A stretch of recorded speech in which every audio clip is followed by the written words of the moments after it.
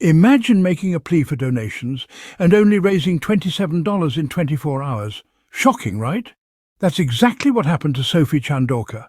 In an unexpected turn of events, Chandauka's recent appeal for donations turned into a public relations nightmare, raising a meagre sum in a day.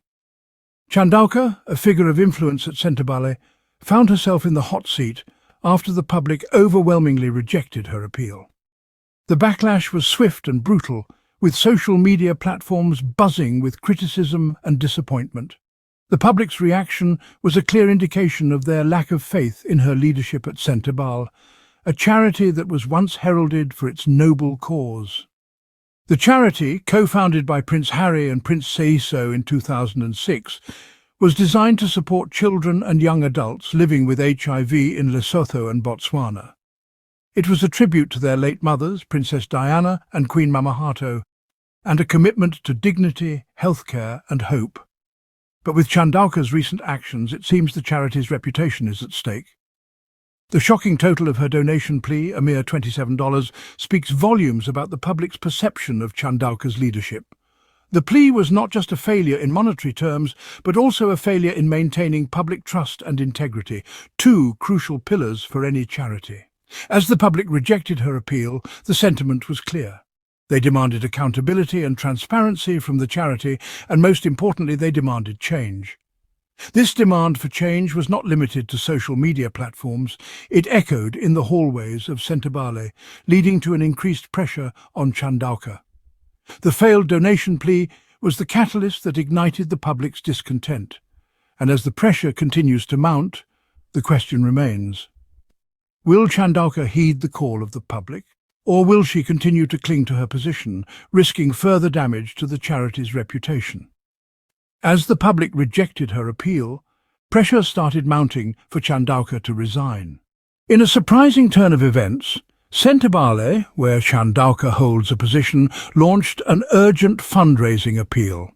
This charity, founded in 2006 by Prince Harry and Prince Seiso, has always been driven by a clear and urgent purpose: to support children and young people living with HIV in Lesotho and Botswana. The founders' tribute to their late mothers, Princess Diana and Queen Mamahato, was a pledge to dignity, healthcare and hope. In this appeal, Sentebale is asking for assistance to fund its HIV support clubs. These clubs are more than just a lifeline for those affected. They're a beacon of hope, a haven where individuals can find support, understanding and camaraderie in the face of a life-altering diagnosis. The charity is spotlighting the upcoming Day of the African Child, a day dedicated to raising awareness of the challenges African children face daily as a part of their appeal. Sentebale's plea is not merely about money, it's about doubling the impact. They're asking donors to step up and help them continue the crucial work they've been doing. According to their statement, it takes over £7,000 a month to run these clubs, a cost that cannot be overlooked. Yet the charity's impact is undeniable. Just last year, they were able to aid 3,000 children and young people, a testament to their commitment and dedication. However, the reality of the situation is that Sentebale is currently in a precarious position. Despite its noble intentions and vital work, its reputation has been tarnished by recent events, and it is now fighting a battle for survival. Chandauka's shocking donation plea and subsequent PR disaster have cast a long shadow over the charity, and it is now working hard to regain trust and support. Sentebale was never meant to become a cautionary tale, but it seems to be heading that way. As it stands, the charity's future hangs in the balance, and it is up to us, the wider community, to decide whether we let it become a story of failure or a testament to resilience and the power of the human spirit. Instead of stepping aside, Chandauka responded with legal action. This move, rather than quelling the storm, only seemed to fan the flames of the controversy already surrounding her. When the trustees sought to remove her from her position, Chandauka retaliated by suing them, further escalating what was already a fractured leadership crisis. In a bold display of defiance, Chandauka refused to resign. This decision, however, did not come without consequences. It was clear that she had lost the support of the charity's founders and her own board. Yet, Her refusal to step down signaled a shift in the narrative. This was not just about internal dysfunction anymore, it had become something far worse. The situation started to look like a power grab, a fight for control rather than a fight for the charity's cause. This shift in focus, from supporting the children and young people living with HIV in Lesotho and Botswana to a battle for power within the charity's leadership, was not well received. It was a move that seemed to prioritize personal agenda over the charity's mission. The media did not hold back in their commentary either. Many outlets, including ourselves, began to describe the situation as a hostile takeover. And indeed, that is exactly how it played out. Chandauka seemed more focused on maintaining control than addressing the concerns and criticisms that had been raised. Her response to the crisis was seen by many as a refusal to take responsibility for her actions and a lack of willingness to make amends. In the end, Chandauka's legal action and refusal to step down only served to fuel the fire of public backlash. Her actions were not seen as those of a leader willing to put the charity's mission first, but rather as someone more interested in maintaining their own power, regardless of the cost. Many described it as a hostile takeover, and that's exactly how it has played out. Facing a backlash, Chandauka recently issued a statement. In a surprising turn of events, she sought to clarify her stance and address the storm of criticism that has been swirling around her. Chandauka, who has been at the heart of a PR disaster, was forced to disable comments due to the ferocious backlash she received for her online donation plea. In her statement, she justified her actions by saying she had disabled comments to shield the charity from the wave of negative sentiment. She claimed that the backlash was not only affecting her personally, but also having a detrimental effect on the charity's operations.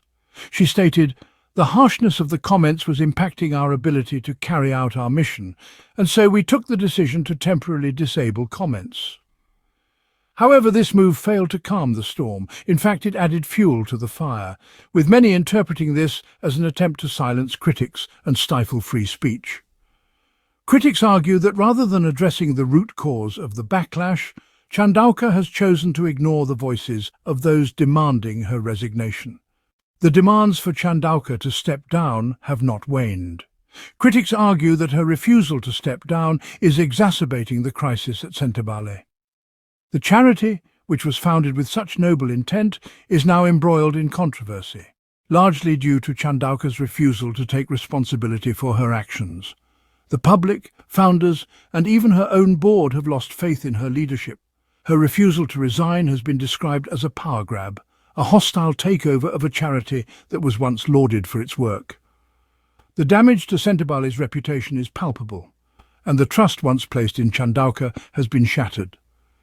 Despite her attempts to justify her actions, Chandauka's statement has done little to restore faith in her leadership. Instead, it has cemented the notion that she is more interested in maintaining her position than in the well-being of the charity. Chandauka's response did little to quell the backlash and demands for her resignation. It remains to be seen whether she will finally listen to the calls for her to step down or continue to cling to power, regardless of the cost to Sentebale. The question now is, what does this mean for Sentebale? Sophie Chandauka's recent actions have certainly stirred up a storm, but we must not forget the underlying mission of Sentebale. This charity was born out of a deep-seated desire to support children and young people living with HIV in Lesotho and Botswana. Despite the current leadership crisis, the urgency of this mission remains unchanged. However, the viability of the charity under Chandauka's leadership is now under question. The backlash and the legal battles have undoubtedly tarnished the charity's image, potentially making it harder to secure donations and support from the public. The charity's plea for support for its HIV clubs underlines the dire need for funds. The survival of these clubs, credited with helping 3,000 children and young people just last year, is now under threat. The future of Sentebale hangs in the balance, and only time will tell what happens next. This is a developing story, and we'll keep you updated. As we continue to unravel the intricacies of this saga, it's crucial for us all to stay informed. The gravity of the situation at Sentebale and the implications of Sophie Chandauka's actions have far-reaching impacts beyond the charity itself. Our channel, steadfast in its commitment to accuracy and unbiased reporting, will persist in shedding light on this matter. We believe in the power of information, in its ability to shape our understanding and perspective of the world. And it is our mission, our duty, to make sure you are equipped with the facts. We invite you to join us on this journey. Together we can navigate the complexities of this story, discerning truth from fiction and making sense of the world around us one headline at a time. For now, don't forget to subscribe, like and share this video to stay in the know.